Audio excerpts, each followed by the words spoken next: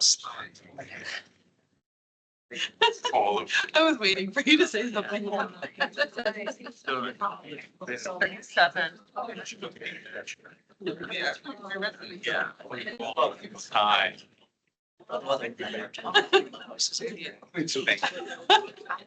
Specialty. Does she plan to stay out? I just want to. Good Morning, everyone. Welcome. We'll get the meeting started. Gina, very good. So good morning. Welcome to Hartford. I feel like yesterday I said happy summer. Well, now it's happy end of summer. It's like so fast.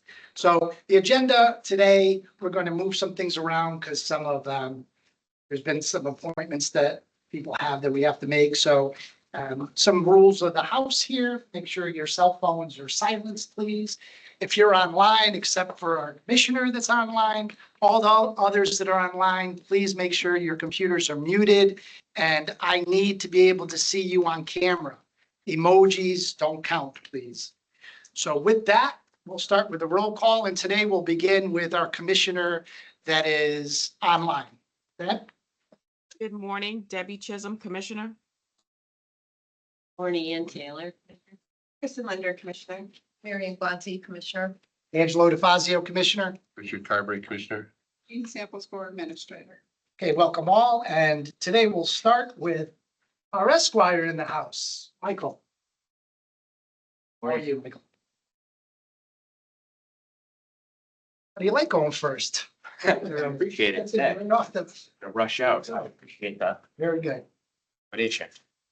Okay, we have 4 cases before us, Michael, and in order that they appear on the agenda. Let's start with case 2024-1310. Is a non-resident pharmacy. They're not licensed in Connecticut. They were investigated following a complaint which came to drug control from their home state. Commissioner Richard Carberry acted as a step down in this case, and he was present in a compliance meeting with respondent. During the course of a home state investigation that stemmed from a routine inspection in the home state, it was discovered that this non-resident pharmacy was shipping drugs to a number of states that did not hold licensing. Connecticut was one of those states. Approximately 16 or thereabouts doses of injectables sent into the state of Connecticut. There was no indication at the time that it was discovered that the drugs had been shipped in, that any inspections had occurred in their state. Subsequently, some inspection data was covered during the course of investigation. They were sent to, provided by the non-resident pharmacy to the department. However, shipping them in without a license into the state of Connecticut, and proposing a resolution, respondent will pay a voluntary monetary payment in the amount of $4,000. Paid this amount. Additionally, there's a component that the respondent will not reapply for a Connecticut non-resident pharmacy license for a period of 30 days. There's some background relevant to this, again, as this entity did apply for a non-resident pharmacy. The exact timeline is escaping me now, and I should have gotten a better note on this, but it was approximately a year ago. At the time, they did not have all of the documentation required. Surprising, they didn't have inspection information. So requests were made by the commission to provide additional information. Requests were reiterated by the administrator to this entity. Some information, but not all was provided. So it was not enough to be fully considered a complete application. No action was taken, essentially. It just held in a pending status for a long period of time. During this period is when the drugs were shipped in Connecticut. So this entity should have had plenty of reason to know they were not licensed in the state. Obviously, we're not here to find facts because we're not finding facts in the agreement that I'm presenting. So there is a difference of interpretation of some information there. This entity was outside. There was an individual in the entity that was making decisions to ship drugs to certain states. That individual is no longer in that role. Decisions, I don't know if they're still involved in the entity, but they're not making those types of decisions. Relevant to this agreement, there are over 36 states with open enforcement actions, some stage of progress. Some of them have been resolved, some of them are still under investigation. There were many states that received these drugs without that state having without the entity holding a license in that state. So this is not in any way unique to Connecticut. We know that this is an issue that we're dealing with in a lot of non-residents now, especially in this critical space. We're dealing with GLP-1s here. So obviously there are a range of responses among various states. It's fairly in line with what a lot of those states are doing. A lot of those states will also, as this commission, I assume, will shortly, deal with the question of licensing second order. Expect probably a new application soon. I will point out that this agreement offer proposal coming from Department duration of 30 days is less than what requested by our step down. Requested a greater period. There are a few reasons for this change. One of them is that of this agreement, when the agreement was reached, so our timeline, we were essentially almost 2.5 months out based on when the agendas were going to hit. So close to the 6 months now. And so it was.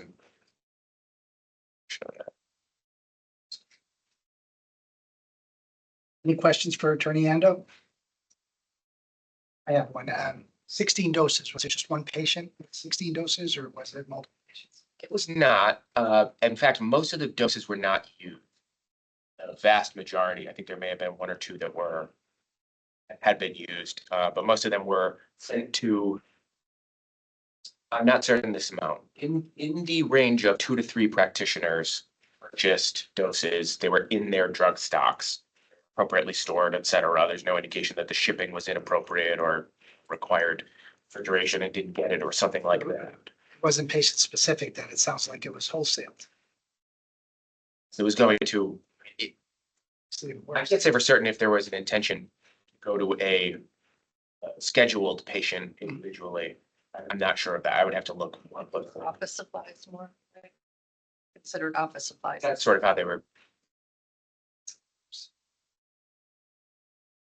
Yeah, I don't know. I can't say with certainty, though, that it wasn't a patient was scheduled as they were ordered in consideration of a future appointment, so I can't make that assertion. Well, 30 days to apply, but it doesn't mean to approve that application, especially if there was an inspection. To Well, reapply yeah, and and I remember this, I mean, yeah, this was. We denied this.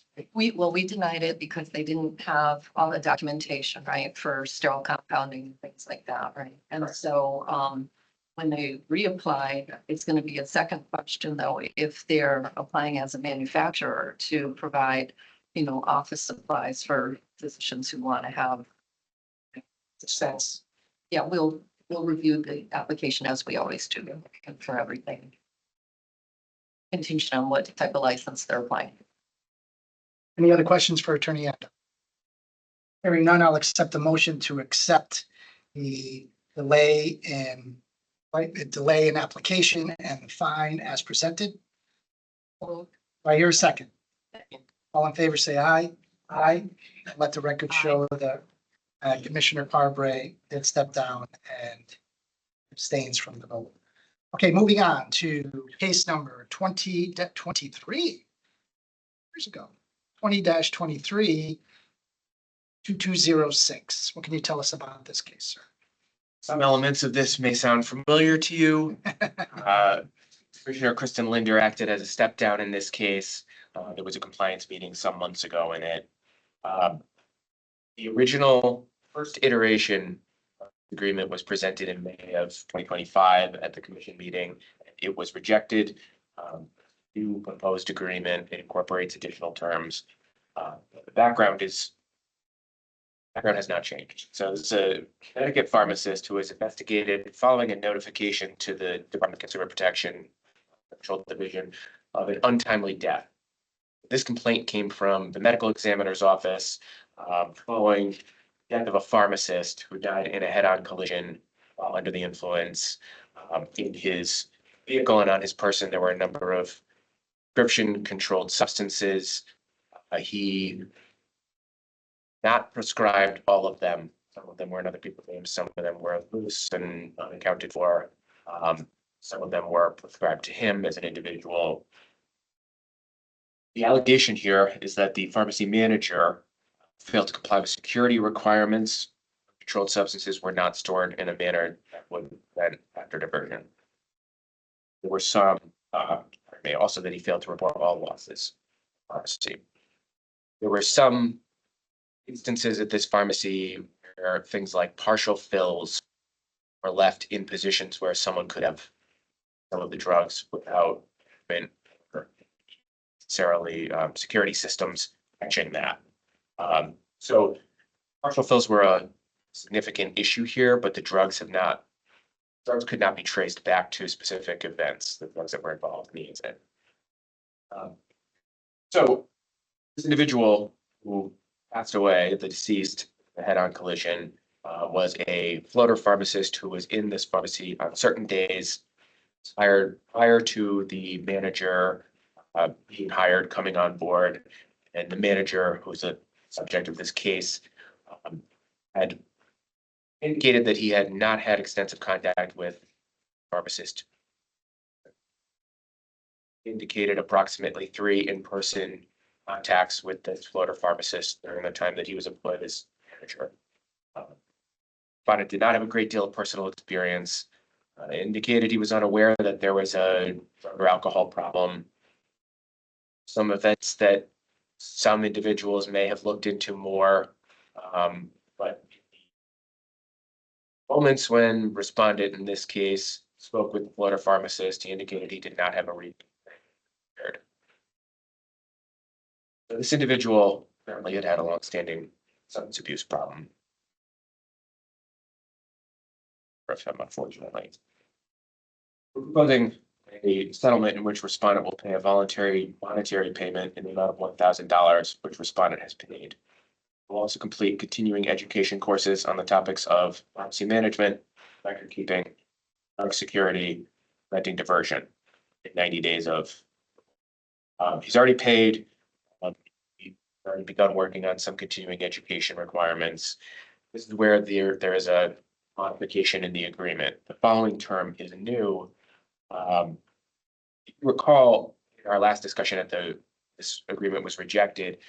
There was a component of the agreement that the department had removed shortly before finalizing the agreement because this individual voluntarily stepped down as manager of this pharmacy following. He expressed that he had made some attempts to change some of the policies in place, unsuccessful in securing lasting changes, and rather than work there, both down as manager and left pharmacy. Working as a staff pharmacist has been for several months, another entity entirely, and he had no interest in becoming a pharmacy manager again. Some of the original thoughts surrounding this agreement involved some conditions on licensing, which would have been rendered. He'd stepped down as manager. This agreement attempts to sort of recapture some of those controls on activity and behavior. So in this agreement is a term that if this individual begins to work as a pharmacy manager or notifies the commission that he required to do to in work as a manager, a probationary period will, that's at that point. Probationary period will last for a period of 1 year. During such time, this individual will have responsibility to complete self-administered quarterly inspection of the pharmacy. Current with that, when he sends this record keeping into the department, we'll also send in a sworn attestation that not only completed the inspection in its entirety, but that pharmacy is compliant with every aspect. Pharmacy is not compliant with every aspect for a department visit. So, theory here is that if people are under a quarterly obligation to complete a full inspection, that keeping up with that will cause them to be tighter on the controls that maybe nothing.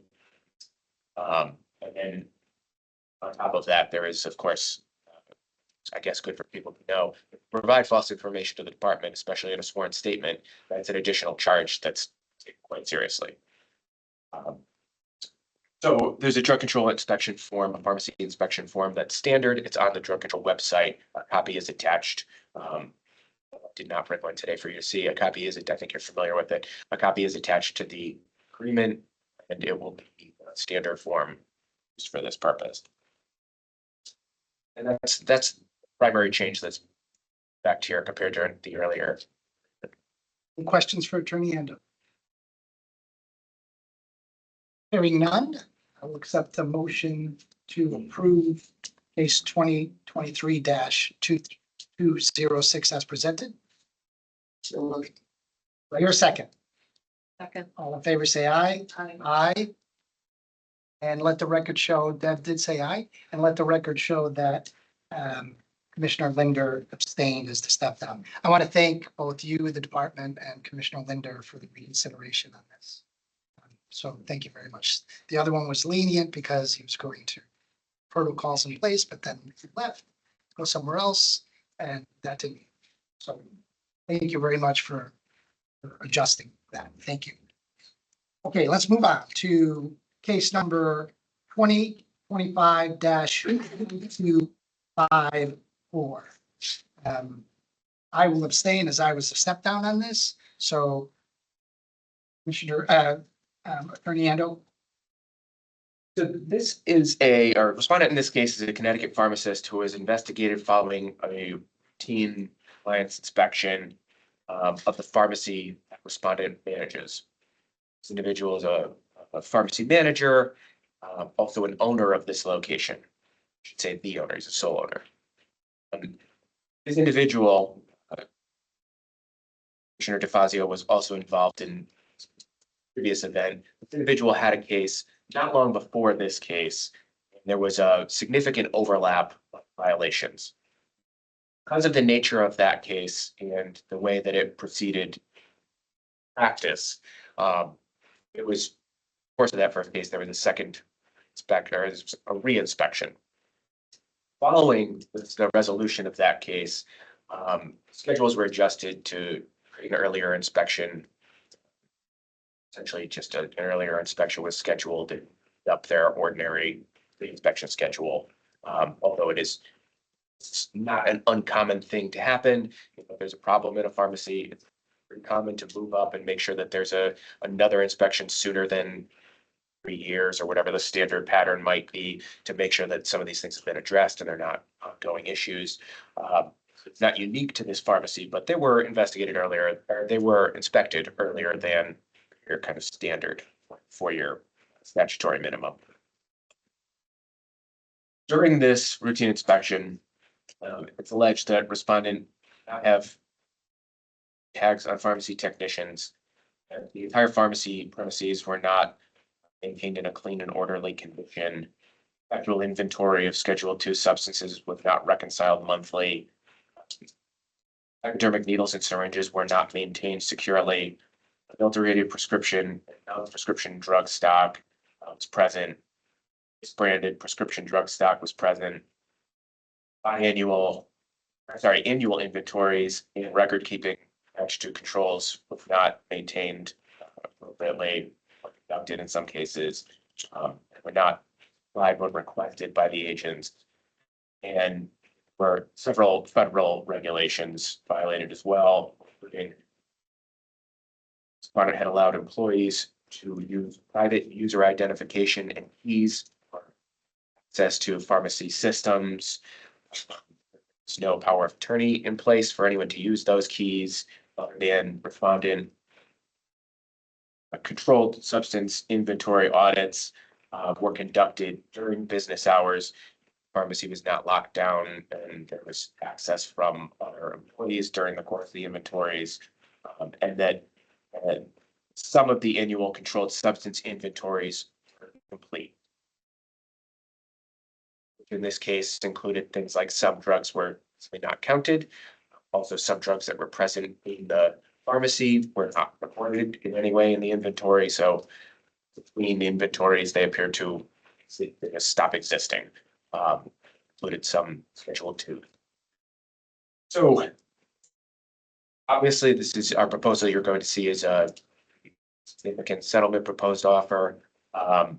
Sort of in recognition of the fact that there was some multiple repetition of issues because there was already some repetition of issues in the first case. Between the first investigation and the reinspection. Some of them reoccurred again. So Council for Drug Control is proposing a settlement in which respondent will pay a voluntary monetary payment of $30,000. Typically, you'll hear me say respondent has already paid this. If down a little bit of a payment schedule in this case because the $1,000 amount to an individual is pretty substantial. It'll allow a period with periodic payments. So respondent will also step down from his position as a pharmacy manager, no longer act as a manager of any Connecticut pharmacy. Duration attached to that. Unless and until respondent receives explicit approval from the commission to do so. So if at some point this individual does intend to be a manager again, there should be an express request to the Commission of Pharmacy, an express approval before that occurs. Obviously, there could be a denial at that point as well. Upon appointment of a new pharmacy manager, respondent will notify the Commission of Pharmacy in writing the requisite information, license number, address, etc. That's already obviously a legal requirement. Any questions for Attorney Ando? Commissioner Carver? So this pharmacy is open and running right now.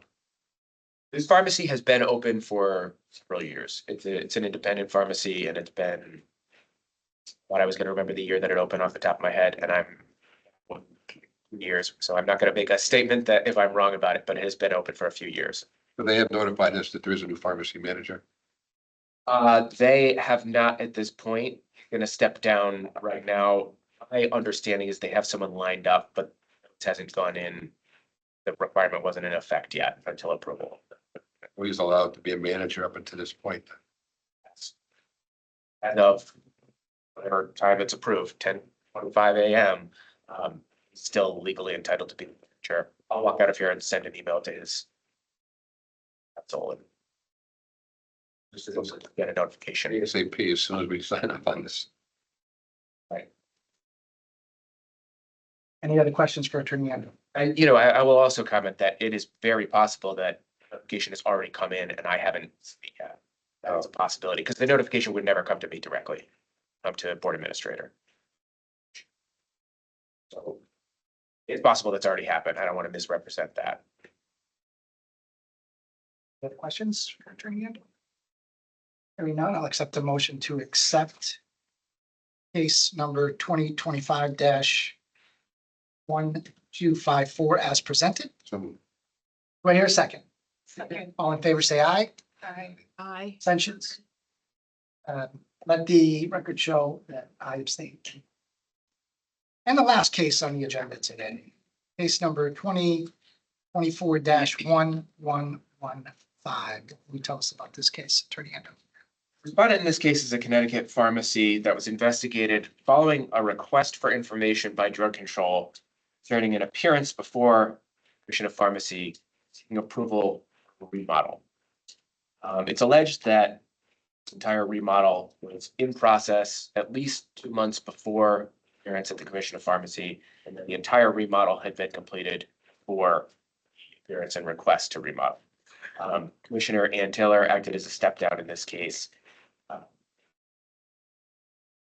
That pretty much covers the situation. The allegation is that this individual appeared.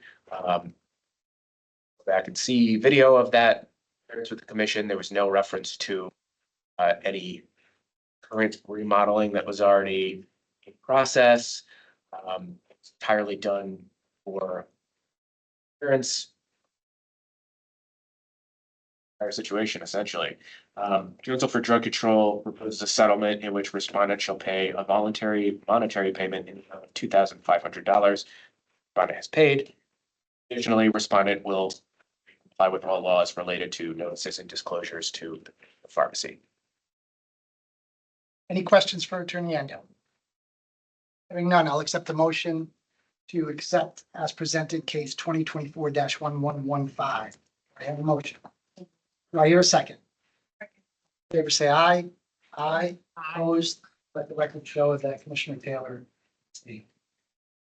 What else do you have for us today, Attorney Endo? To be honest with you, I don't have stats today.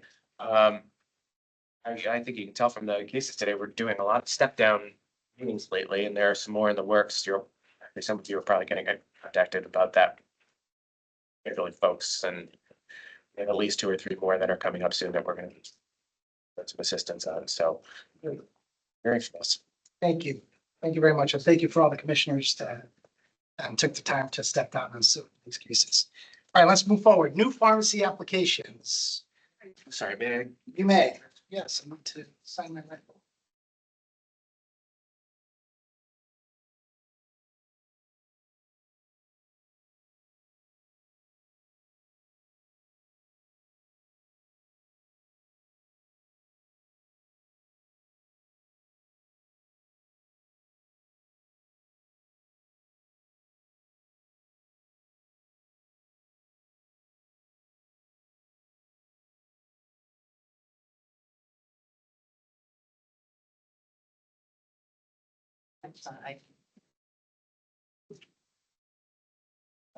Yeah.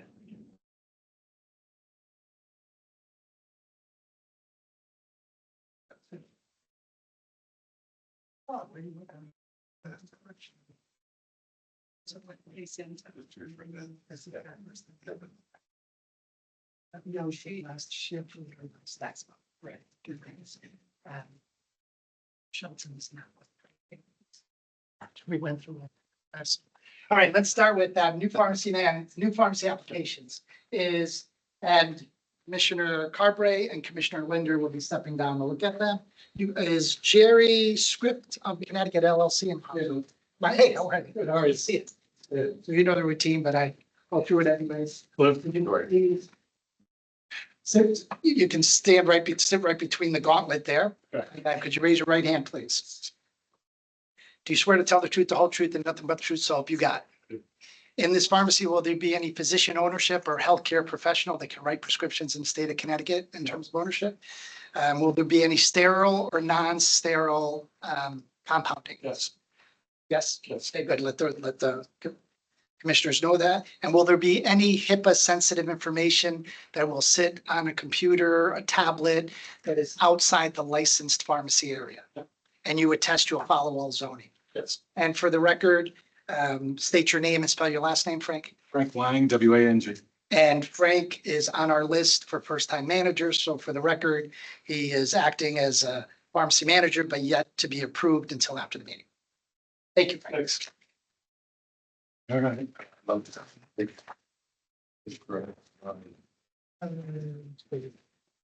Left my glasses in the car. All right, so you're doing, I'm gonna carry my right here. inspection, Sorry. closed door. Good. Okay. Hey, walk us through the, Okay, this is the entrance over here. Section area. So our offices, these 3 offices right here. Over here, it's meant to be the storage room. Bath, kitchenette. Sitting room here, their bathrooms over here. This area over here is order entry. If that's, okay. All right. Over here is a control room.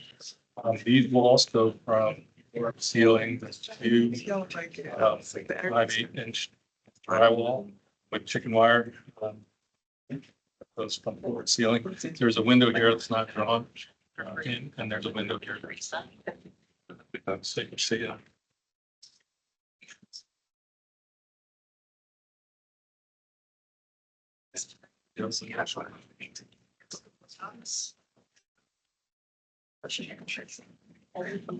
This whole area is gonna be the, function floor.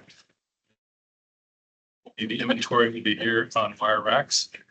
Got workstations and so it's this way. Students in the house, student. The area right here is warehouse space. This goes from, thinking about not zoning this as part of the pharmacy so that the drivers could come in and go like. We only have a certain finite. Everything else here is all drop ceilings, and tiles. I'm not sure that the Ceiling tiles. Investigations, approve the plans of an inspector. This goes from floor to ceiling. Plan, and as long as it doesn't deviate from the plan. It's just gonna be warehouse space. Which it deviates, they may have to reappear. Eventually, we will be 24 hours, but we're gonna start out. Here, Cases. we're gonna let the board know. we're gonna go to 24. First managers to hear those cases. These are acts. To hear those cases, Yes. so that you guys can And avoid there's two bay doors here. There's a big door. And very often when things. They'll be, It's just not follows. everything's be. So it's not, here what takes place, so that you can. Okay, thanks. I mean.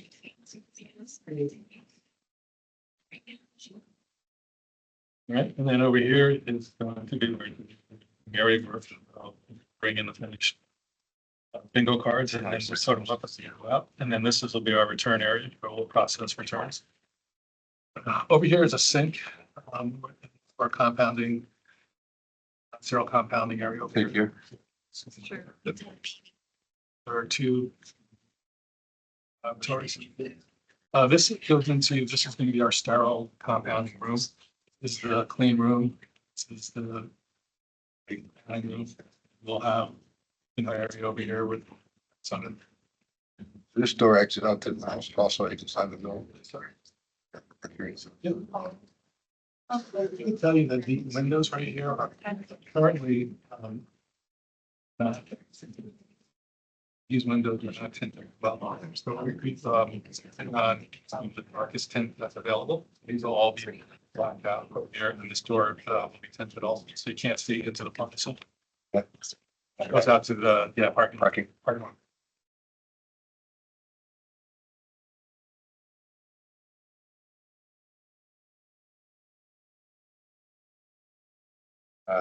Both of those. Short roads will be right here. Control. Yeah, that's where the control rooms will be, and that's why we have two windows in here. That's why we did the chicken wire with the. Safe in there. So we're gonna get a class B or better safe. Thank you. So locking. I'm sure it'll be 700. Working with Connecticut. But it saves for us.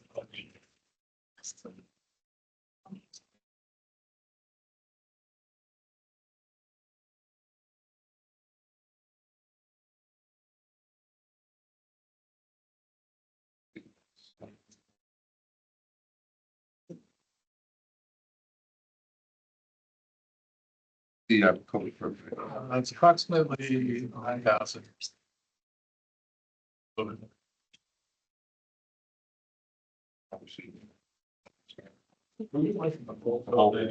yes, the pharmacy, except for this area. Will not be licensed. Yeah, so that the drivers can back. Return.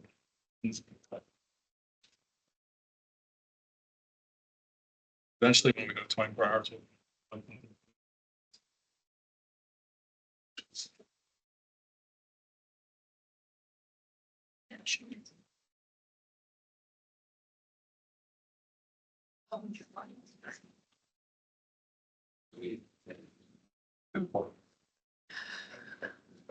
Yes, sir.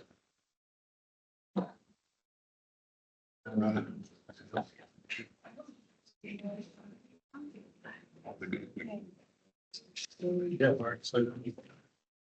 They got 797. Well, two hoods and. Okay.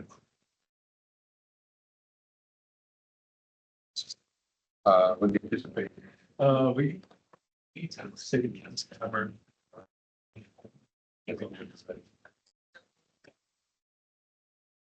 That's yours, yeah, it's okay. Here you have it. You want- you want this? No, thank you. Yes, thank you. Yeah. Good to see you too. Move on, new pharmacy applications. Mandated pharmacy. Good to go second and third. Sure. It's the third in the gauntlet. You go do that one. Swear to tell the truth, the whole truth, and nothing but the truth, so help you God.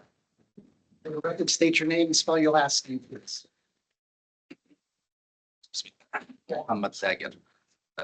His name is Heher. Hammd. Very good. Will there be any physician ownership or healthcare professional that can write prescriptions in the state of Connecticut as ownership in the pharmacy? Not at all. Very good. Will there be any sterile or non-sterile compounding? Okay, and will there be any HIPAA compliant or HIPAA sensitive information that's going to sit on a computer or a tablet outside the licensed pharmacy area? Very good. Proceed.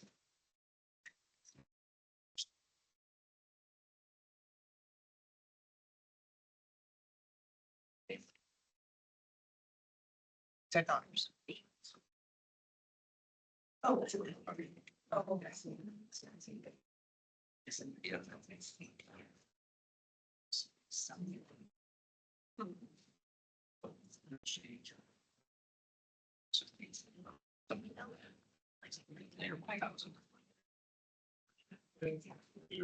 It's actually. Here.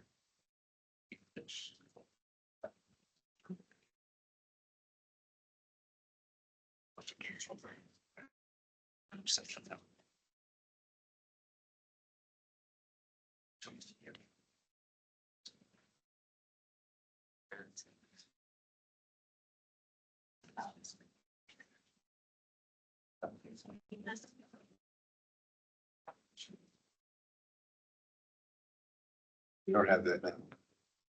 But it's a good figure to have. Yeah. Let me draw in.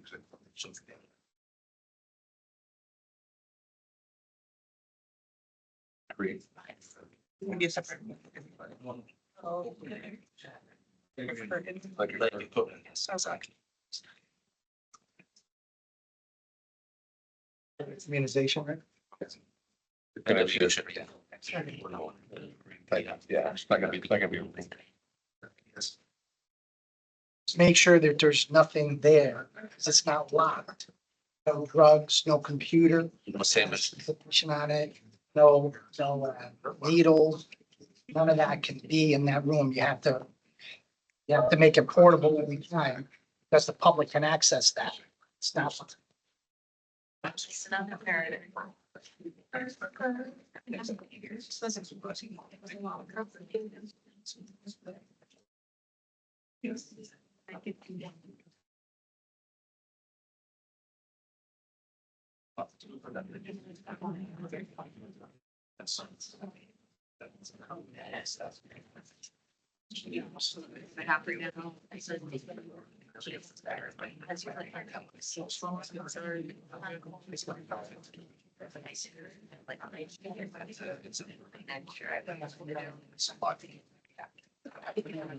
Laura.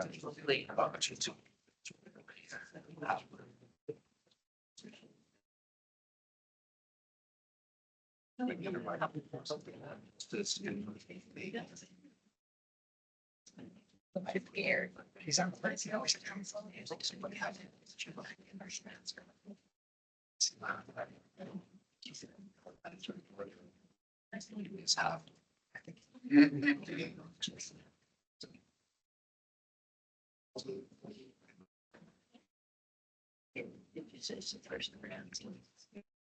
It's the whole fault. If you fall on the system. Check. I know. All of that information. It shows. Square.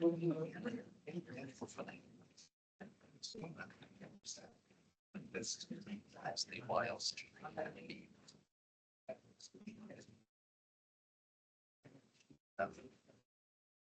Is the seed.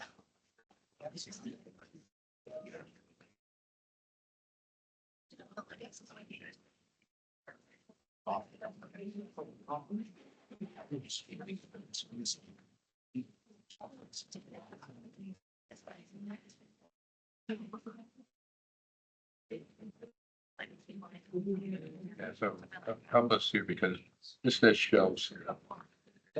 You have to walk up here.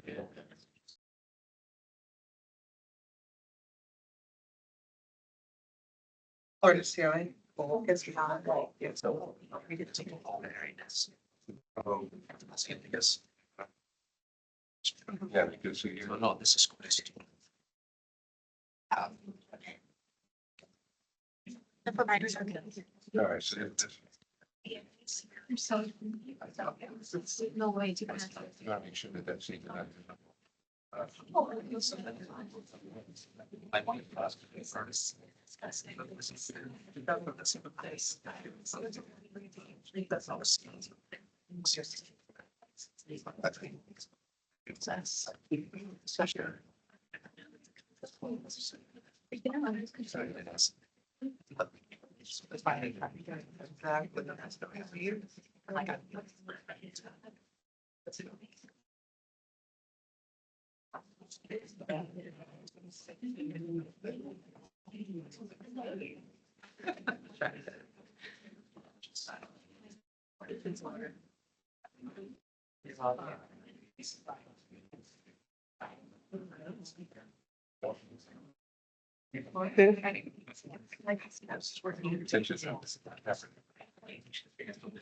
Mainly, you know.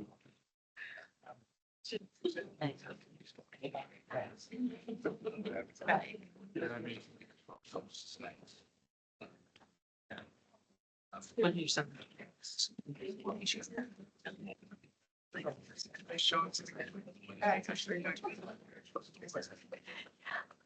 Let's go on talk about that. You just. Call it something. Logic. Story. But you just, like an alcove. Yes, It's a story. Is that public?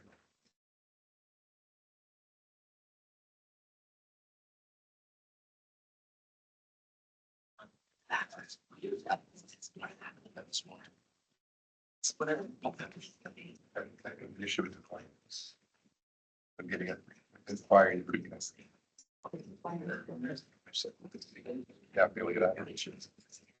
I guess being sealed. It's not sealed. Applicant, I planned. Have you applied to zoning yet? The local zoning board? Self not yet, but my previous tenant.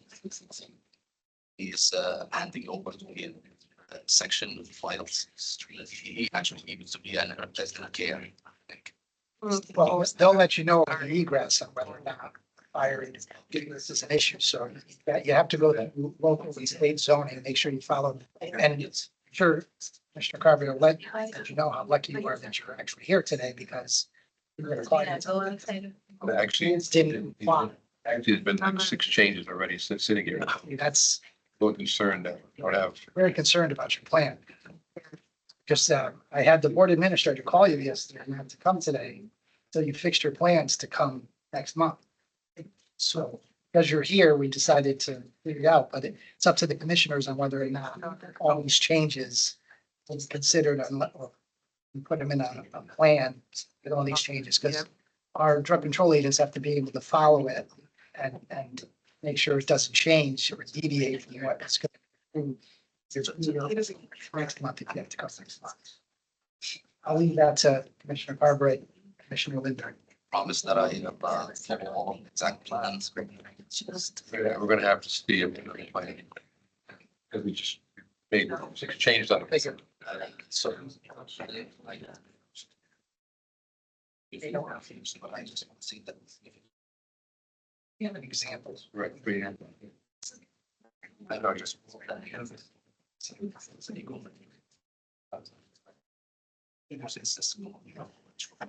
I can't give this to an agent because. And it's just. Dorian. Yeah. And I usually has the plan. Well, we need to prove. That's all. The, your final plans are final. This is like a draft. So we have it back.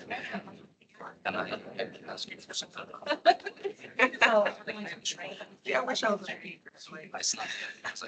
Maybe I don't have the right. Like I need a. That might help.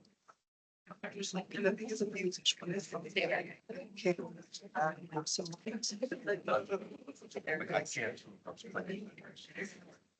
Yeah, Mohammed, I wish that you had returned the call because it would have saved you some time. Um, is there a plan here, Peg? Did you show them what plans look like? This is the kind of plans that are submitted usually, Scale drawings. scale drawing. Just in the handprint.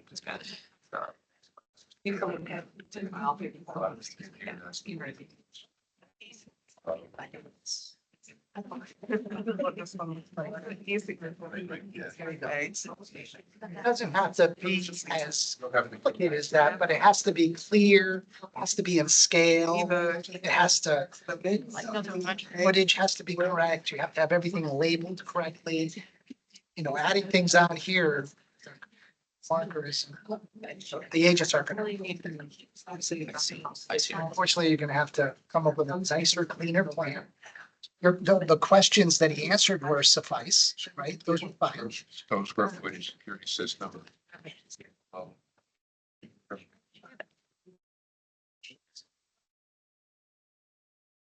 So that's right.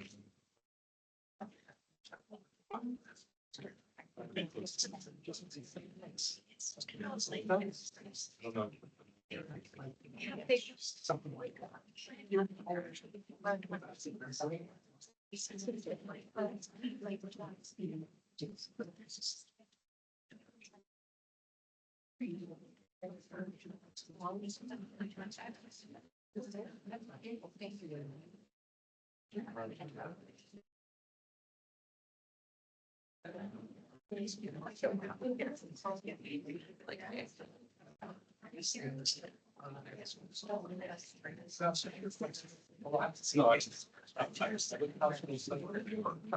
That's the best one. Should call it.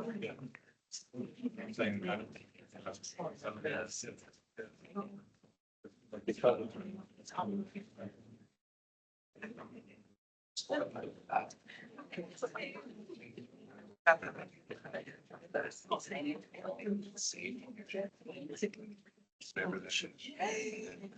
That's looking at anything out there.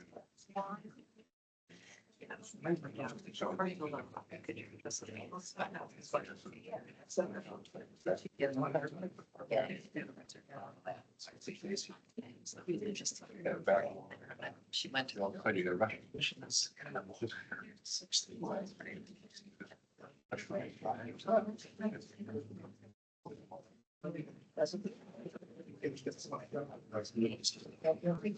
Yeah, she's so getting. No, you don't have to wait. You know, like. That's what it's. Yeah, that would be a lot, but I know. A better one. That one. So she's. I can print out, we're not. Yeah, that's fine. Everyone is back.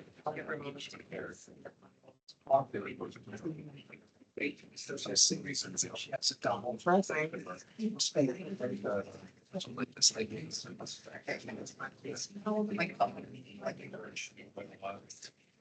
Yeah, Stepford, here's another example.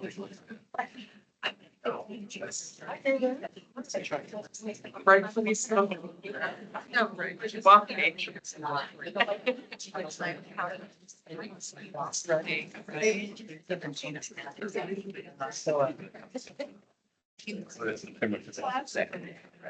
Yeah, so this one isn't as an operating, but something that could probably. Size of this, size of this. They have- Right. When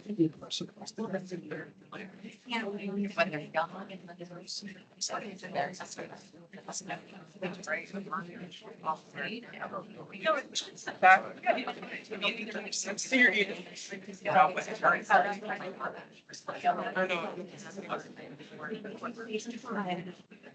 And 6 people. It does help.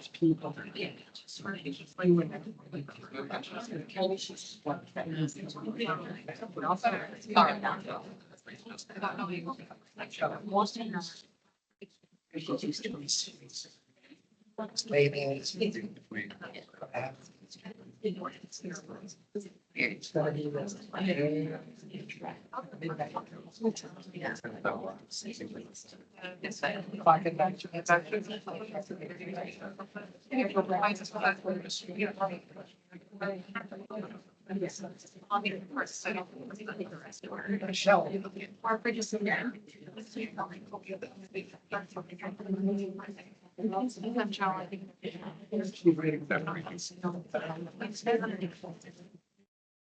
Say, like, where is it going?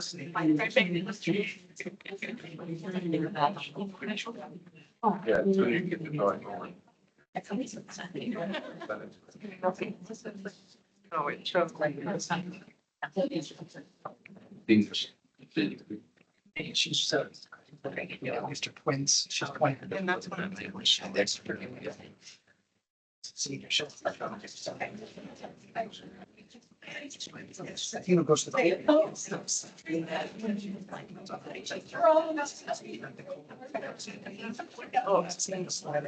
Like just the stress. see the next one. Yeah, that was Santino Hayes. Sorry. So he's gonna. It's like, well, you're not. Because my house stops. It's like, you're missing. Must be approved. Free me. That's right now. So here is.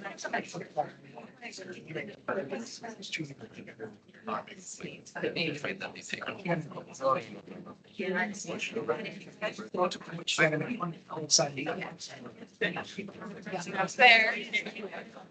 Yeah, no.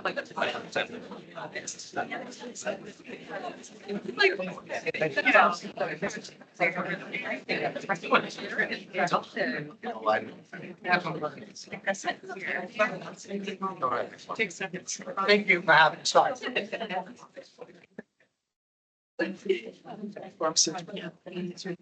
Pharmacy Express. Pharmacy Express in the house. Like fast food restaurant. Pharmacy Express. Yeah. And now could you raise your right hand, please? You swear to tell the truth, all the truth, nothing but the truth, so help you God. Will there be any position ownership or a healthcare professional that can write prescriptions in the state of Connecticut ownership? No doctors are going to own it. No one that can write scripts is going to own your pharmacy, right? Okay, very good. Will there be any sterile or non-sterile compounds?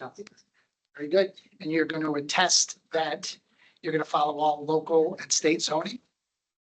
And will there be any HIPAA-sensitive information on a computer or a tablet that's outside the licensed pharmacy area?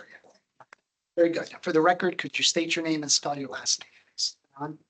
Issue SSE item. Thank you, have a seat.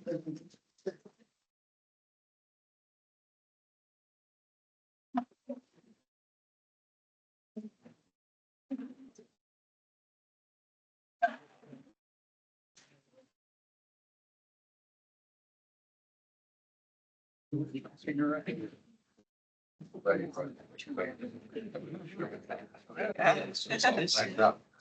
is that?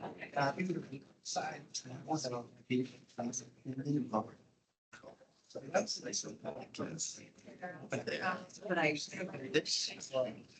I'm not. I would have.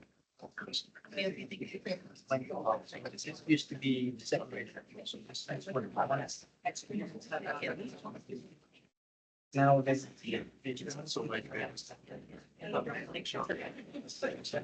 No more here.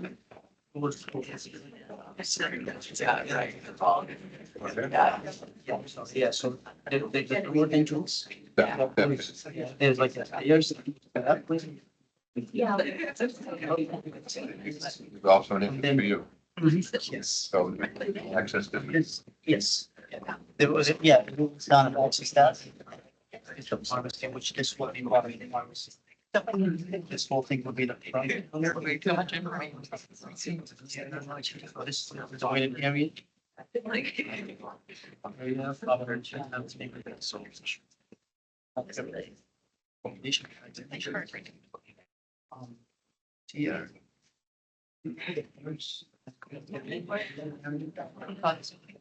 This is tricky.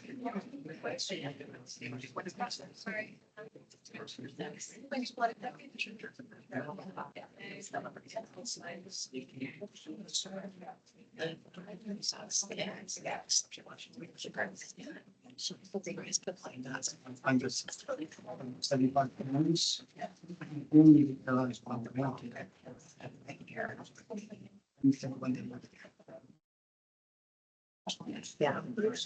Yeah. Gives you. Whatever, yeah, graduates. Yeah. Yeah.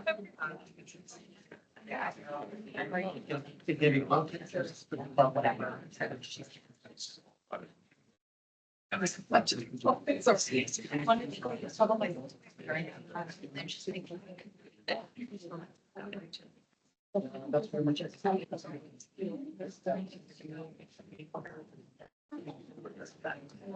This is not.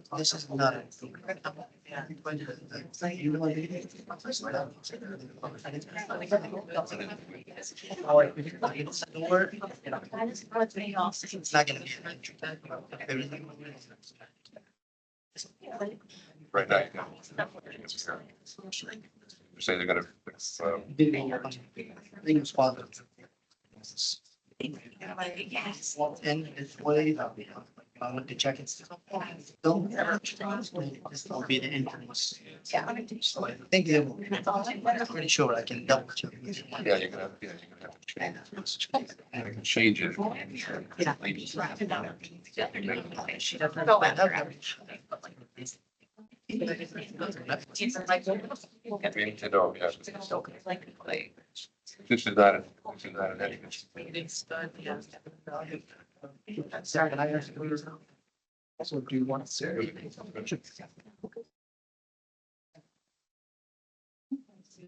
Good. Good.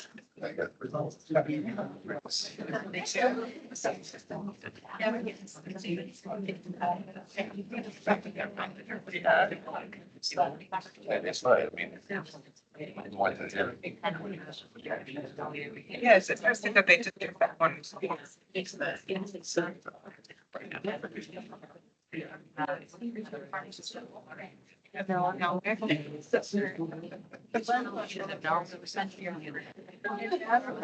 I'm sorry, So this will be one entrance for the. So that's. I follow. I bet. Personal space, they don't hold it like. Be this 10. I think when I was at night, I didn't see. I can skip everything that's here. So it's like.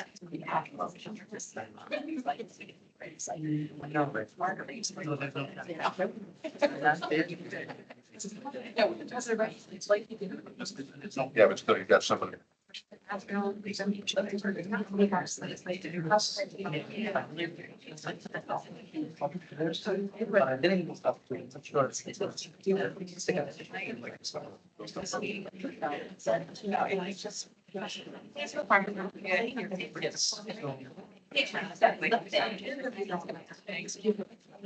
Oh, okay, yeah, so, yeah, they're gonna. Yeah, you- They're filming it, it's gonna be, it's used on the. Exactly, what everybody does. Pretty much. I don't know.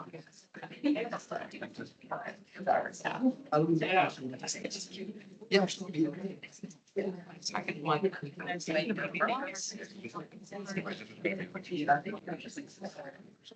This is gone, yeah. Yeah, it seems, I'm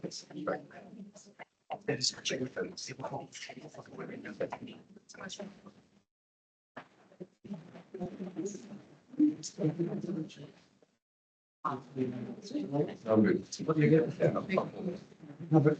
Thanks, no problem. Thank you, guys. Good. That's not.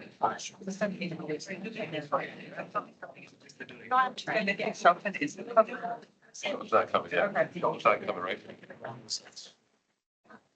And for the record, Shelton Pharmacy. Move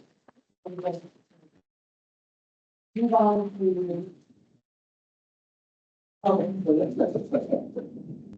Let's move on to pharmacy remodels, CVS number 11072 in the house. Hi, how are you? Step into the gauntlet, young lady. Yes, How you doing, Sarah? I'm good. How are you? Sarah, could you raise your right hand for me? Or to tell the truth, the whole truth, and the truth. Since it's a remodel, I will ask you, will any sterile or non-sterile compounding take place in the remodel? And will any HIPAA-sensitive information sit on a computer or a tablet outside the licensed pharmacy area? Thank you very much. Have a seat. Don't have repeating classes. This is my pickup one, which may make it a little. So. So I just kind of highlighted. Kind of short. So. Here.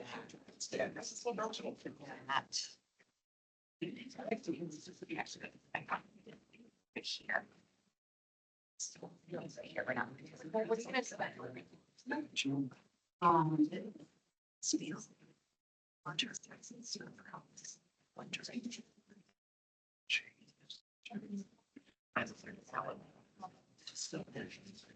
For most of them, I've said.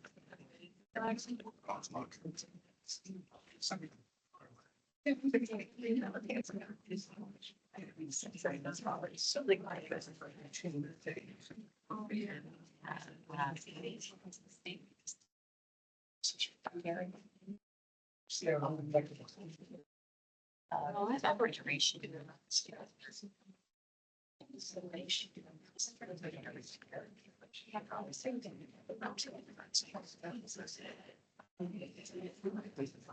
So. Here. Entrances, so.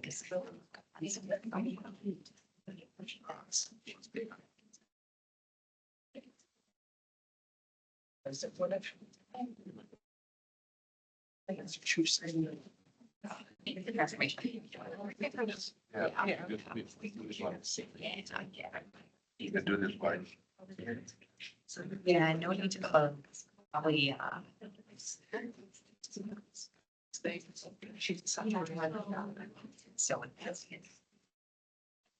That's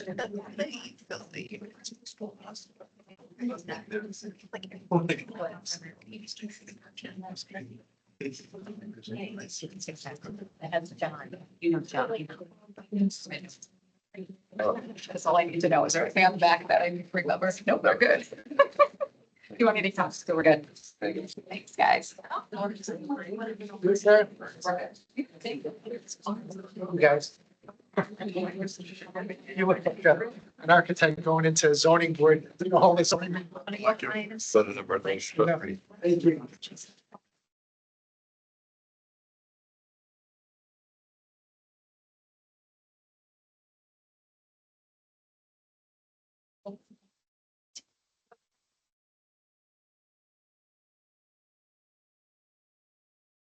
All right.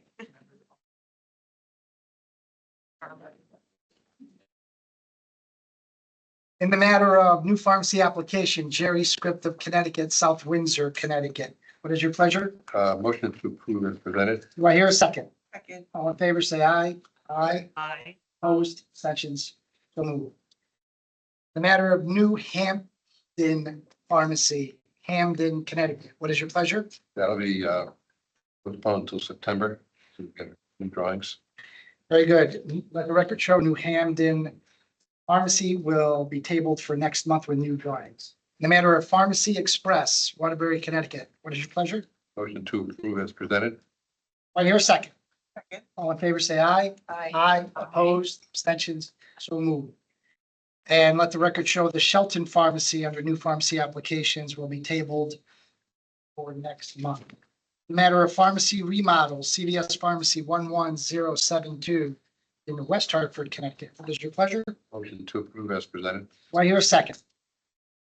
All in favor, say aye. Aye. Opposed, abstentions, very good. All right, moving on in the agenda, page 2 of a page 6 agenda. Sorry, folks. Rebecca Sammy, is Rebecca here? Come on up, Rebecca. You get the floor all by yourself. Want to stand on the other side? Would you raise your right hand?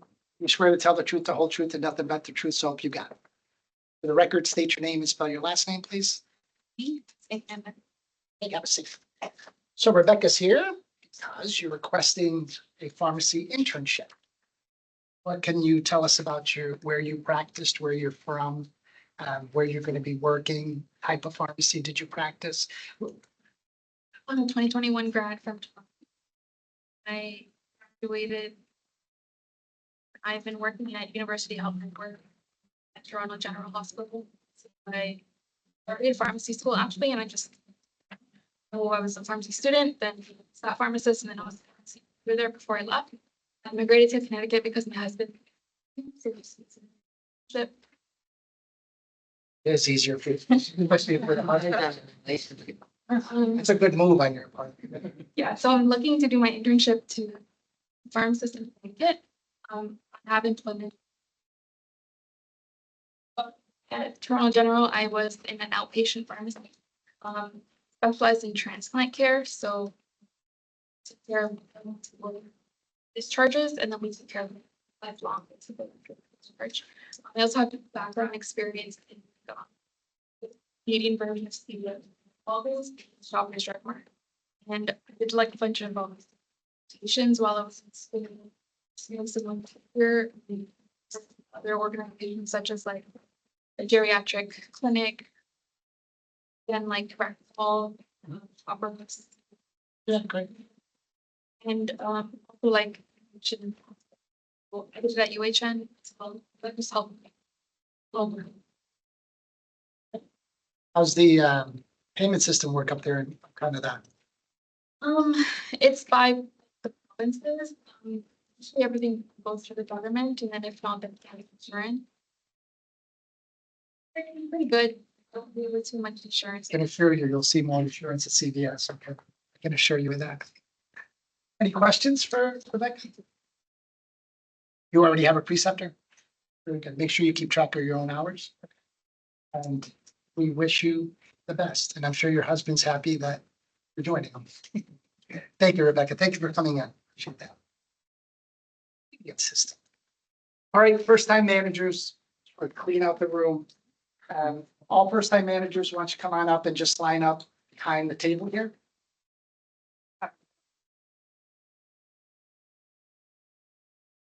Good. Thank you. Got a night, everybody, with your baton.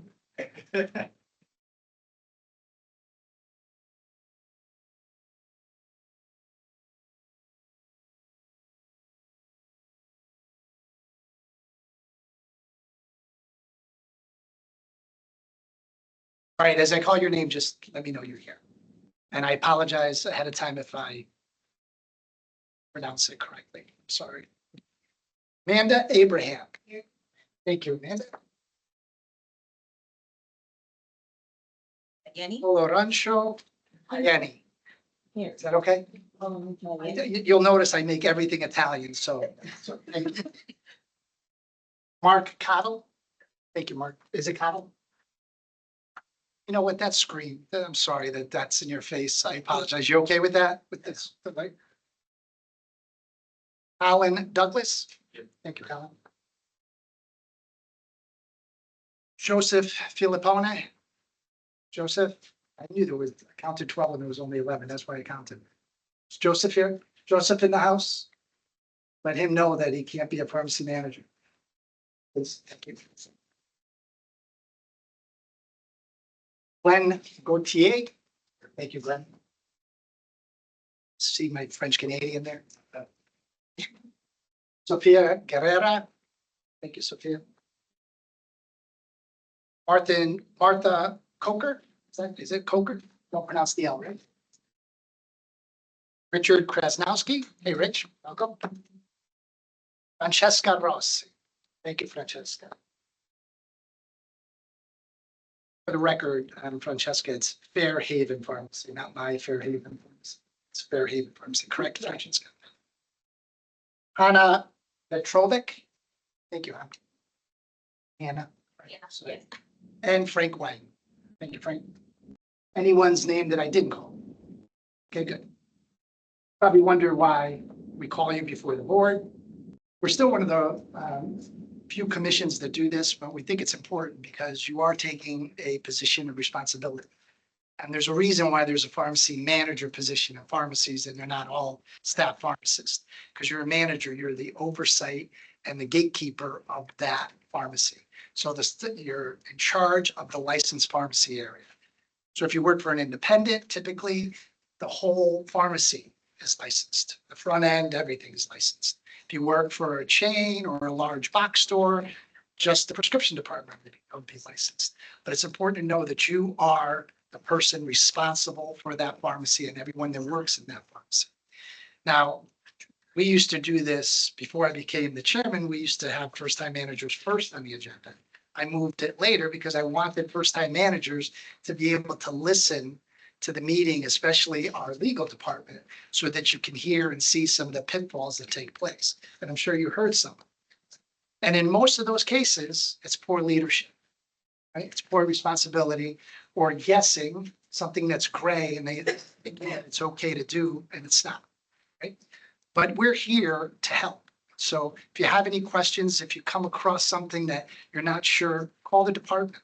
A lot of experience on this board. Hundreds of years of experience on this board. You can call one of us and we'll be more than happy to steer you in the right direction. But I'd just like to go over some things that we see often on inspections so that you avoid those pitfalls. One thing that I've been asked to add, and I find it amazing to have to say this, but I will from now on at every meeting, you must appear before the board before you're a pharmacy manager. You can't just, okay, I'm a pharmacy manager, you send it into the department, you must appear before this board. So you can, and that's for the audience or for anyone that's listening online, you must appear before you can legally and officially become a pharmacy manager in the state of Connecticut. All right. All right, so let's see some of the things that have come up in inspections. What's the minimum number of hours pharmacy manager has to be there? 35 hours a week. Very important. Sometimes people think they can be part-time pharmacy managers. They can't. How could you have that oversight and that responsibility I talked about on a part-time basis? It just doesn't work. So minimum 35 hours a week. Licenses and expiration dates. I often tell the story of the pharmacist that didn't renew their license years ago for a major chain, and they had a misfill. And when the insurance companies found out that they hadn't renewed their license, what do you think the insurance company did? They clawed back and took back every penny of every prescription that that pharmacist filled. Then that insurance company told other insurance companies, including Medicaid, and they took back everything.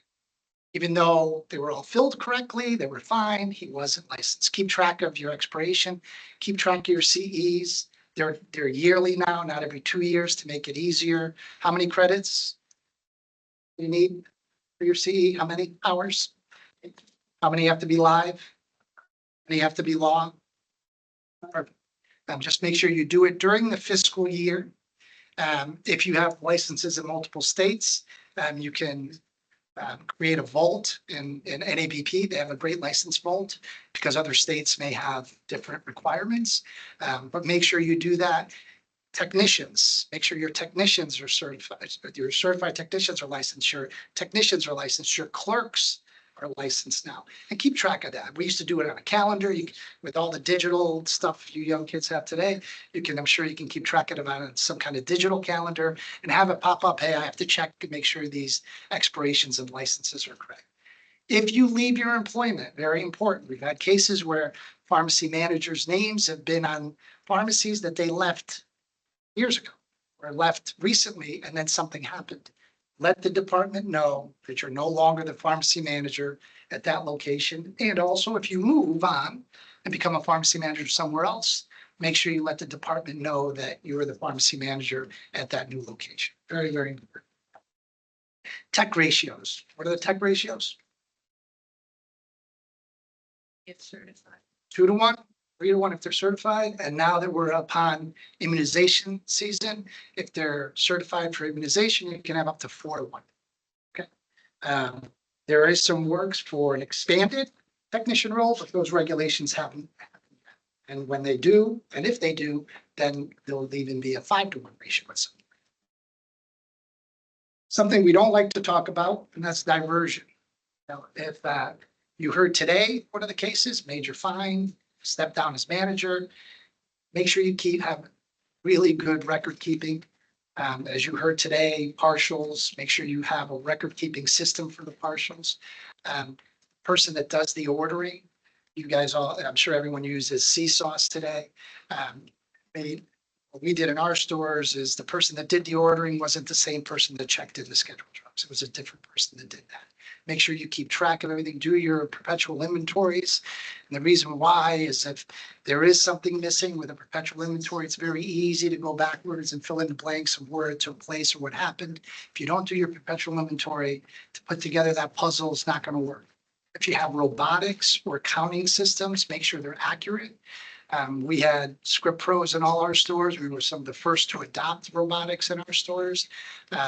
Make sure you check those. I don't know, anyone have robotics or counting machines? Make sure they're calibrated and they work correctly. Make sure you check the platters. When the robot or your system that you're using is telling you that there's an error, it means there's an error. Don't ignore it.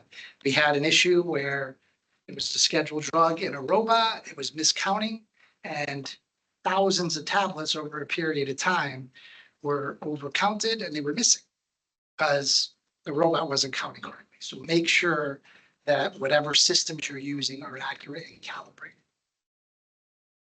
Let's see, what else? PMP. Don't ignore it.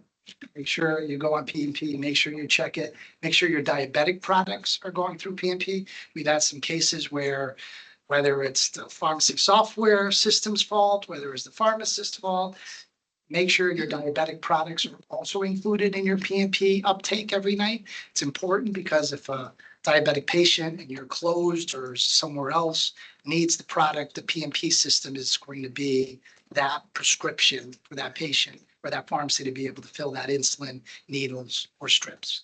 So make sure that they're being uploaded. Let's see here.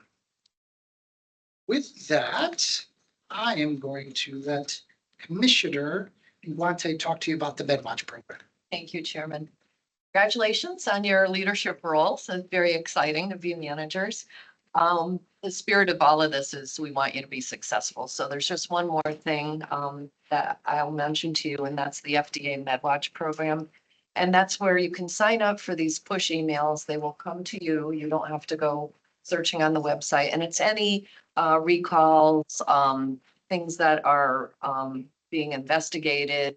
Most recently, I had mentioned in the past, some of the syringes coming in from China, when they're used in different devices, they don't deliver the appropriate volume of medication. So things like that, you want to be that best resource for the patients and the providers that you serve. It looks like most of you are going to be with larger organizations, and I'm sure they have their methods for keeping you current on different things like this. But at the end of the day, it's your license and your responsibility. You're lifelong learners, so you have to make sure that you're aware of these things, even if it's before your company tells you about it. So that's pretty much it for me. Yeah, a couple of, thank you, Commissioner Guante. A couple other things that I want to touch upon that pop up on inspections very often is, first of all, if a drug control agent comes into your pharmacy, can't say, oh, could you come back after lunch, or let me check with my regional manager. You have to allow them in. Check credentials, because you can't possibly know all the drug control agents. Ask for credentials, but once they identify themselves, you must let them in. I'm telling you this because it's happened, or else I wouldn't be saying this, sorry. You have to let them in. Misfills, if there is a misfill or humans, it happens, document. Because months later, if someone comes in, it's gonna be what you documented on that piece of paper that's going to be the record. So make sure you document it, don't sweep it under a rug, notify all healthcare professionals involved, notify patients, make sure you document. Closings, not that I haven't seen them recently on our agendas, but we've had unreported closings that were going on. Or so if you're going to close early, or if you can't make it, or there's an issue, you need to tell the department. And you need to make sure the patients know where they can get that prescription. If you work for a large chain, they can probably look it up and fill it. But remember, if it's in your QE, it may reject for another insurance somewhere else, so you're going to have to make arrangements on how that's going to work, right? So just think it out. If you're going to close early, tell the department. If you're going to be closed for any reason, make sure the department knows. Anything that varies from your posted hours, you have to let the department know. Pharmacy tech manuals, that's another one that pops up a lot on. Make sure you fill them out. Give yourself a little reminder, to fill it out, because the day that the agent walks in is the day that, oh, I forgot the pharmacy tech manual. Name tags is another big one. Make sure everyone has name tags. In our stores, we had everyone wear different colored, with their names embroidered on their smocks, so they didn't have to wear name tags. But I can assure you, the day that the clerk doesn't wear their name tag, or you have a clerk because a tech called in sick counting tablets for you, is the day that the drug control agent comes in. So just make sure that all your technicians and your clerks are identified with a name tag. And any other questions from any of the commissioners for these young, eager minds? I'll just add with join associations, join your professional associations. I say this every meeting. I hope they do. Connecticut Pharmacists Association, your national ones, APHA, NCPA. If you have a specialty in pharmacy, pediatrics, oncology, whatever it be, join that association. It's amazing for the small price you pay for a yearly fee. It's amazing what you can learn from the associations, especially when it comes to government affairs and lobbying efforts on your behalf. So don't ignore joining an association. And I know Nathan loves to hear that from the Connecticut Farms Association right there. He takes checks on the way out, by the way. I do. And also in the Haven Health Program, I'm not sure if you're familiar with the Haven Health Program. It's specific for pharmacists and interns. If a pharmacist is having an issue, mental health issue, an addiction issue, completely anonymous, you probably see it on your license renewals, some of the money, if it goes to Haven Health. If you know of a colleague, it's yourself, take advantage of Haven Health. It's anonymous. They do wonderful work. And it's specific for pharmacists and pharmacy interns. And with that, I will leave you with do no harm. And remember that state policy will always trump company policy. Company may think it's okay to do it, but if it doesn't coincide with our regulations and statutes, I can assure you state policy will be what we pay attention to. Okay? Any questions for me or any of the thousands of years on this board? No? Good luck. Thank you. Okay. Moving on. Oh, we have a request for continuing education program approval. Director Marriott, is Director Marriott in the house? Actually, my request. Oh, it's your Oh, request, Are but I you know gonna, that are he's you here gonna also. give us an update? Okay. And often. Thank you, Rod. So we have a request to be approved for continuing education. This is new laws and best practices for preventing and identifying diversion. And our very own Marion Guante, Commissioner Board Member, and our distinguished Rod Marriott, our Director, are putting that on. It's 1 hour live call, and both Rod and Mary. So tell us about it. Welcome. Yes, thank you. How are you? Good to be here. always, I look forward to doing these presentations. It's an important part of what we do in the Drug Control Division. Laws and drug diversion are kind of our bread and butter. I'm honored to be invited to do these, and we like to all different type of disciplines, and sometimes with CPA as well. I do owe you some stuff for that. It's the standard. And so our presentation, kind of a blended presentation this year. Definitely our legislative session wasn't super active as far as drug control law. We did have some things going on. They're important to pharmacists. Some of them are important to pharmacists, but not necessarily specifically for pharmacists. We're looking to change some of the controlled substance schedules. There's a couple of drugs that have been found in our illicit supply chain that are not scheduled minor type drugs, and they get those on the schedule. And we're also looking at, we did have one thing that I think was really important in pharmacy, that was sterile compounding, non-resident pharmacy. Requiring an inspection to be performed, I don't know, I believe it's every year. I have to go back and check the actual details of that, but the idea is to have non-resident pharmacies provide updated copies of their inspection reports. Sure that their inspections are being done regularly. To date, that's not been a requirement. And we thought it was important to make sure that we're holding the non-resident pharmacies to a best standard we can, as close to the standards, the high standards that we hold them to in state. I do hear that we some of the best compounding in the state, something I'm pretty proud of, and really proud of my team for getting a long collaborative effort. Hope our pharmacists practice at the top of their license in this area.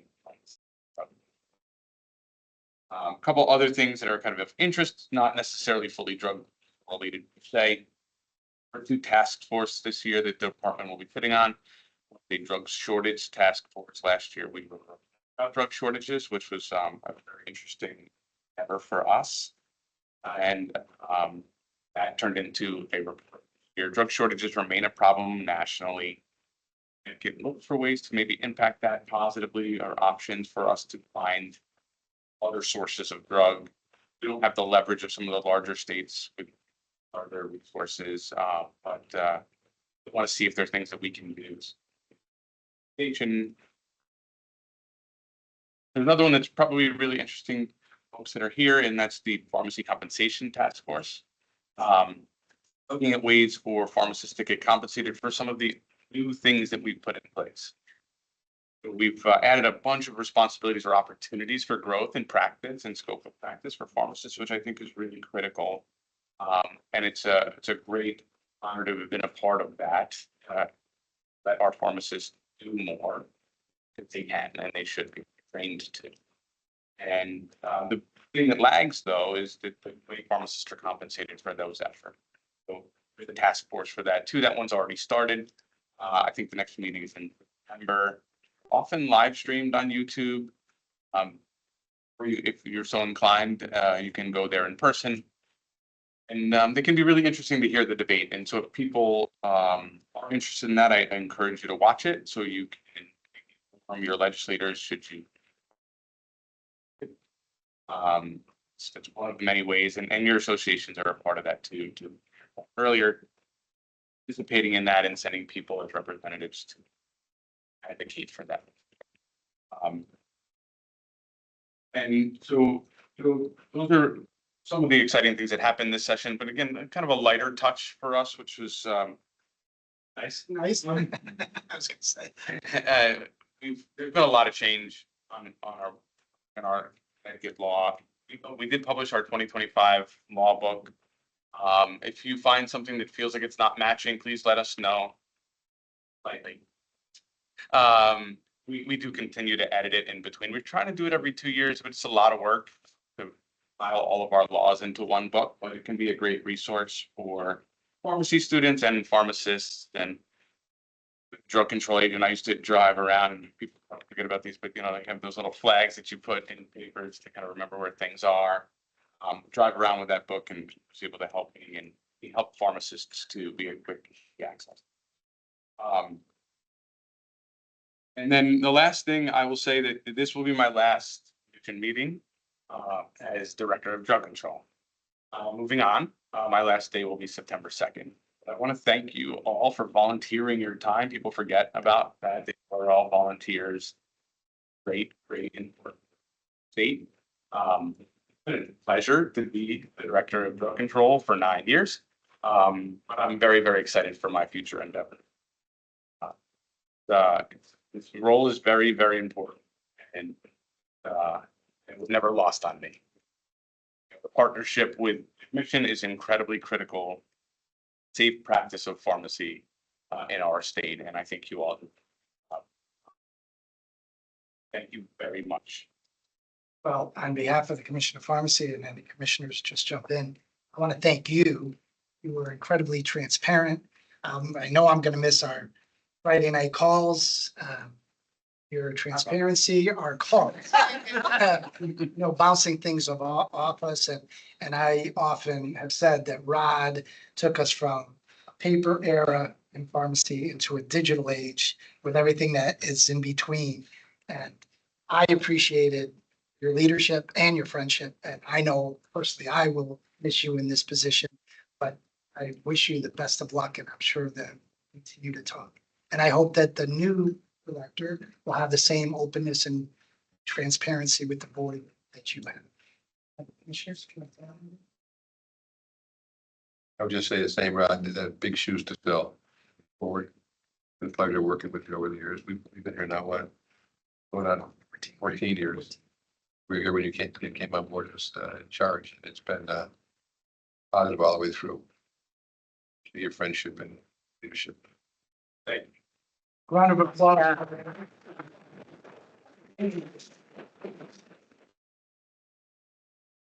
Before I go, it's, It doesn't mean we're going to approve this yet, but go ahead. said, yeah, have the gavel. Just, okay, I did, thank you for the kind words about the progress we made. That not me alone. I understand. I have an amazing team behind me. I had an amazing team with cannabis as well, and so the next person takes this job, have their own shoes to fill, and will do it their way. It's fortunate to follow John. He's a great mentor to me, and it is a very special position. I hope they treat that person with the same respect you treated me from day one, and I hope they treat. It has been an honor. Thanks again. Thank you. Commissioner Guante, would you like to add anything to the CE? No, not too much. I mean, Rod described it. This is something we've been doing annually, and it's really focused on the hospital, health system, pharmacist and pharmacy leaders, and their use of technology. And again, Rod comes in and last year we approved also a similar program. But this year, when we polled all the pharmacy directors, they also wanted to learn more about preventing and identifying diversion, which you spoke of with all the new managers. So, again, I think it's very timely. We just want to help people be their best. And some of this topic was at the request of the audience. So that is how this all came about. I know I went through the slide presentation. My question is, how are you going to fit that in? It's You'd be a lot of surprised. information. You'd be surprised. Yeah. Any other questions for Commissioner Guante? So hearing none, I'll make a motion to approve new laws and best practices for preventing and identifying diversion. Do I hear a second? Second. All in favor, say aye. Aye. Aye. Opposed? And let the record show that Commissioner Guante did abstain. Now to the longest reciprocity list I think I've seen in 14 years that I've been commissioner. Commissioner Linder. Chairman. Yes, it was a busy couple months for reciprocity. Thank you, Gina, for getting all these applications together and doing the interviews. It does look like we have a lot of new residents coming into the state, which brought to the numbers, but there were 37 total. On review, all applications are in order, so with that, I will make a motion to approve all that's presented. Do I have a motion to accept Commissioner Linda's report? So moved. Do I hear a second? All in favor, say aye. Aye. Aye. Opposed, abstentions. I'd like to thank Eugenia and you, Commissioner Linda. It's a long list. That was a lot of work. Thank you. Moving on. All right, so for non-resident pharmacy applications, we split them up into different buckets now. Let's start with the new non-resident pharmacy applications. Commissioner Ingwate. Thank you, Chairman. You've all received by email my complete report, and what's on the agenda is the immediate list. You will see on my complete report, there's a few that we denied, mostly for the standard reasons, additional documentation needed to be provided, or clarity in terms of what services they're applying for to provide to the residents of Connecticut. So nothing out of the ordinary. We had one infusion center that applied, and they documented that they received a warning from the FDA, and they did not provide that letter to us. We need to have all of the documentation associated with their application provided for review. So that was pretty much everything on the new applications. And I would like to report that the updated electronic application seems to be working much better. So great, thanks to everybody who collaborated on improving that application. Any questions for Commissioner Ingwate? Hearing none, I'll accept the motion to accept Commissioner Ingwate's report, new non-resident pharmacy applications. I hear a second. All in favor, say aye. Aye. Aye. Opposed, abstentions, so moved. Commissioner Ingwate, moving on to non-resident applications with additional information. And these are applications that were previously denied, needed more information, and the additional information is now. Correct. Yes, thank you, Chairman. So again, in the report that you received electronically, I provide a little bit more detail, including when you first saw these applications. So there are some that we saw back in November.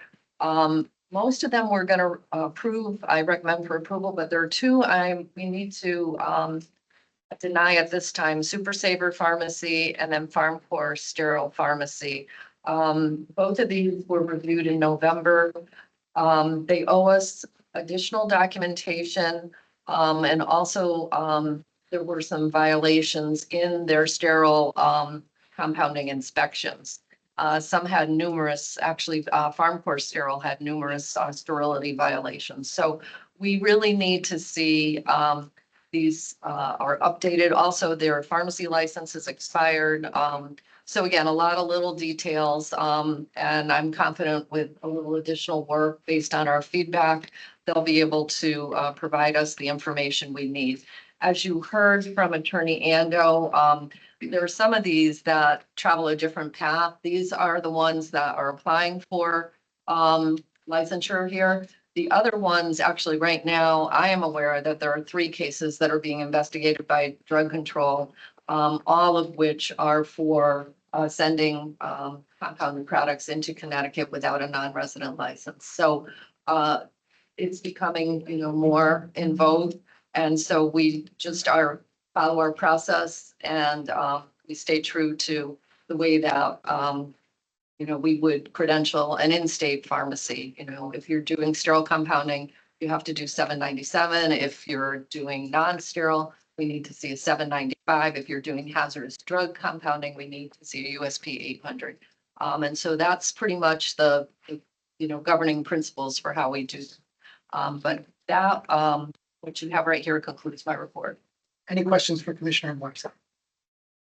Hearing none, I'll accept a motion to accept the non-resident applications with additional information with the 2 denials as Commissioner Ingwate notified us of. Do I hear a second? All in favor, say aye. Aye. Opposed, abstentions, so moved. Commissioners, did you have a chance to look at the minutes for not last month, but June? Any corrections, omissions, mistakes? Spelling errors? No. Hearing none, I'll accept the motion to accept the minutes of the June 25th, 2025 meeting. So moved. Do I have a second? All in favor, say aye. Aye. Opposed, abstentions. Do I have a motion for adjournment? So moved. Do I hear a second? All in favor, say aye. Aye. Aye. Opposed, abstentions. Thank you, Deb. Thanks for joining us. Hope you feel better. Thank you. Thanks, everyone. very much. Thanks. Thank you, everyone. That's why.